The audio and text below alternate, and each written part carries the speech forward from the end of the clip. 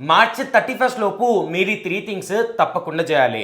First tax save చేసుకోనికి మన investments.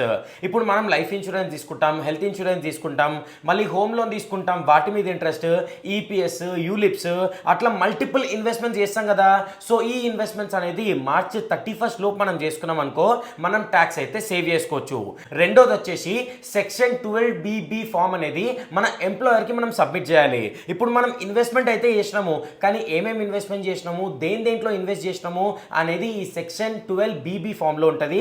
అది normally మనకి జనవరి ఫిబ్రవరిలా మన ఎంప్లాయర్ అడుగుతారు. ఒకవేళ అడగకపోయినా సరే మార్చ్ 31 లోపు ఈ ఫామ్ అనేది మీరు మీ ఎంప్లాయీకి సబ్మిట్ చేయాలి.